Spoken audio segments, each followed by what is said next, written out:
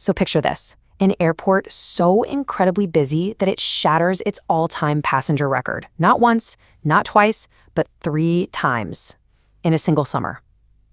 Well, that's exactly what just went down at Seattle-Tacoma International. Today, we're going to unpack how this crazy travel boom is both a massive win and, let's be honest, a huge headache for one of America's fastest-growing hubs. I want you to just look at this number for a second. 207,000. Now, that's not the population of some small city. It's something much more, well, dynamic. And it's really the key to understanding both the chaos and the triumph happening at Seattle's airport right now. So that number, 207,000, that's the total count of every single person who passed through the doors of Seattle-Tacoma International on August 10th, 2025. Yeah, it was the single busiest day in the airport's entire history. And it's a huge sign that post-pandemic travel isn't just back, it's bigger and crazier than ever before.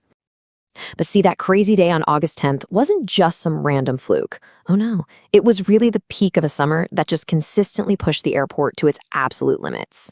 Let's take a look at how these records just kept on falling. I mean, just look at this timeline. The airport didn't just break its all-time passenger record once.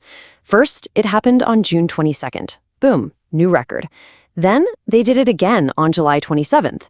And then, just 2 weeks later, they smashed it a third time. This wasn't some slow, gradual increase. It was a relentless wave of travelers, one after another. You know, the airport's managing director, Lance Lytle, he really put it best. He said, "We're back to where we were before the pandemic, and even stronger." This isn't just a comeback story. It's a whole new chapter of growth for the airport.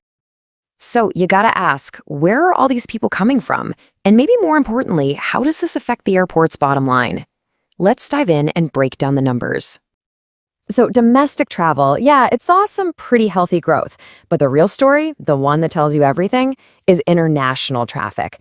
It just exploded with double-digit growth. We're talking new routes from airlines like Asiana and Lufthansa that fueled a 15% jump in international passengers over pre-pandemic levels.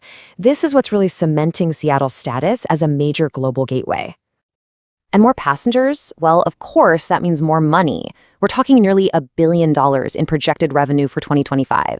This money gets split into 2 main buckets. You've got your aeronautical revenue, which comes from airline fees, and then non-aeronautical revenue, which is everything else, parking, food, shops. And that second bucket is super important because it helps keep the cost down for the airlines. Now, let's talk about one of those key airline costs. It's a term you hear a lot in the industry called cost per enplanement, or just CPE. So what is it? Put simply, it's the average price an airline has to pay the airport for every single passenger that gets on one of its planes. It's a really critical number for figuring out how competitive an airport is. But, and this is a big but, that cost is going up. It's projected to jump almost 9% in just 1 year. So what this means is that while the airport is absolutely booming, it's also getting more expensive for airlines to operate out of Seattle. And that's a major point of tension in this whole story. Look, when you've got record crowds and record revenue, you can't just sit on your hands. You have to build.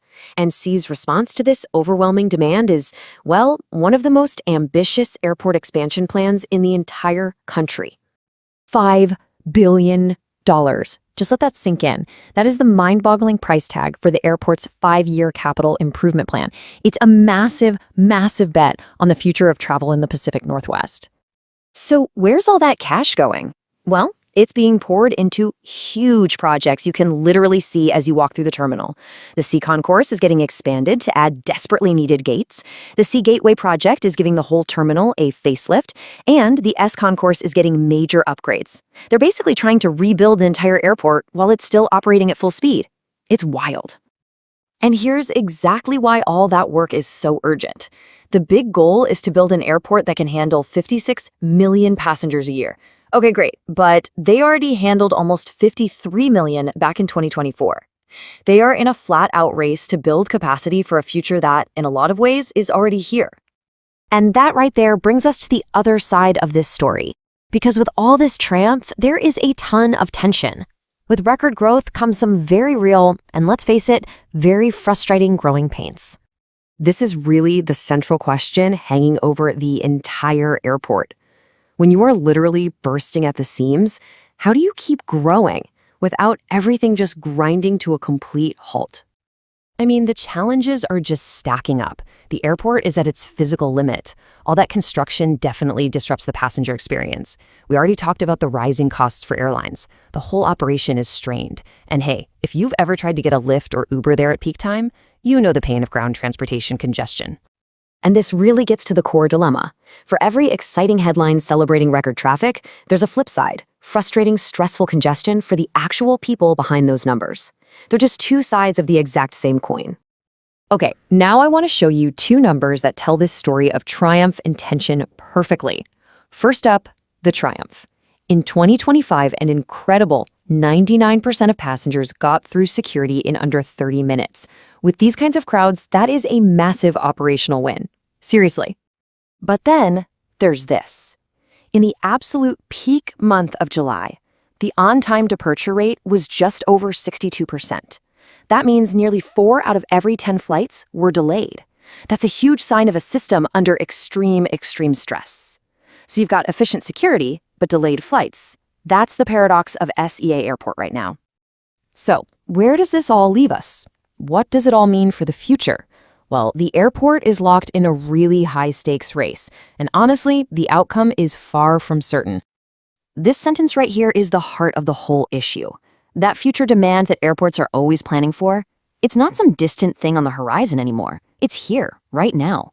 Seattle is playing a desperate game of catch-up, and the clock is ticking. And looking ahead, the pressure is only going to get more intense.